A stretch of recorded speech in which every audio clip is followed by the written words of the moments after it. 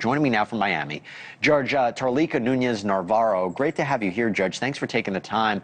This is a big revelation. The first thing I thought about, okay, if I take these allegations as true that the stepbrother sexually assaulted and killed her, and he finds out that she had sexual relations with a juvenile on that cruise ship, is that motive? Is this jealousy? Is that what you think is going on here? Good evening, Jesse. Yes, I mean, that's certainly one possible theory that the prosecutor can take. But I'm thinking to myself, you know, as a judge and seeing so many of these cases, I'm thinking this is an in for the defense to say, what is this? We have a second minor. We have her having sex with this minor. So what more do we not know? So I'm thinking more of a defense perspective. This is a reasonable doubt opening. In other words, when you have another player in a case like this, you're going to see defense attorneys potentially pointing the finger. I mean, I guess they'll do it two ways, right? I mean, when they'll say, hey, what a sloppy investigation. How do you know where this DNA came from? Why are you telling this so late? When did you know about this? Did you know about it after you made the arrest? Or is it the defense going to point the finger at this juvenile teen as the killer?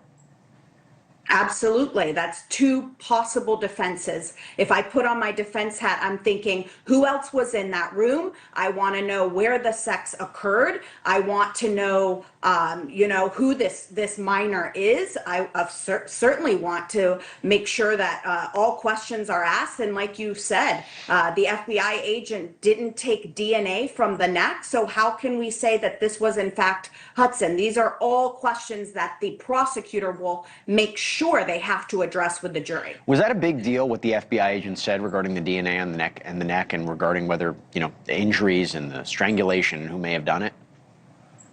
It's as big of a deal as the defense wants to make it. So it's up to them. But at the end of the day, the prosecutor, the government has a burden, and that's to prove beyond a reasonable doubt that a murder occurred and that Hudson did it.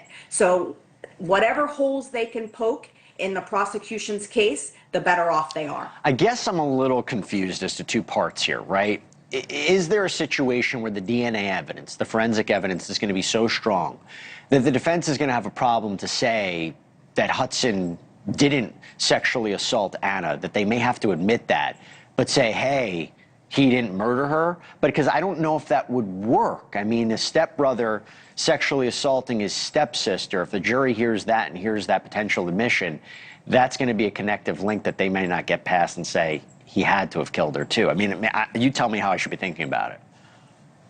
Listen, you can think about it however way you want to think about it. You can put your prosecutor hat on, you can put your defense attorney hat on. I'm thinking as a prosecutor, as a former prosecutor, I'm thinking I have an uphill battle because I have a second minor who she had sex with either days before or the same day. So was she having consensual sex with her stepbrother? Was this maybe not a rape? And does rape equal murder? No, absolutely not. So these are all questions then and holes that the defense will definitely be prying into.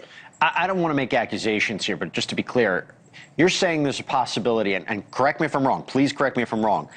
Is the defense going to use this evidence to tarnish the reputation of Anna, to cast her in a certain light in a way? And how exactly would they do that? Well, I hate to be the first one to say that, but that's what happens. You know, I've certainly sat on all sides of these cases as a former judge, as a former prosecutor, as a former defense attorney. If I'm thinking like a defense attorney, I'm thinking she's having sex with other minors, she's having sex with the stepbrother. You as a defense attorney, you can throw a plethora of reasonable doubt at the wall and see what sticks. As a prosecutor, you have to wear the white hat. You have to seek justice in everything that you do, and you have to have evidence that collaborates every single thing that you're putting forth to that jury. So it's not equal. It's not both sides, as you know, Jesse. Well, I know, but at the same time, if you're taking the prosecution's allegations that he was the only one in that room with her, and now you add this, and we go circle back to the top of the conversation that, you know, maybe if they're going to try to present this to show that he was jealous and, you know, what was going on here, it becomes a very different case. So it does depend how you look at it. It's just an interesting development nonetheless. Judge, thank you for taking the time. I really appreciate it. Thank you, Jesse. Have a good night. You too.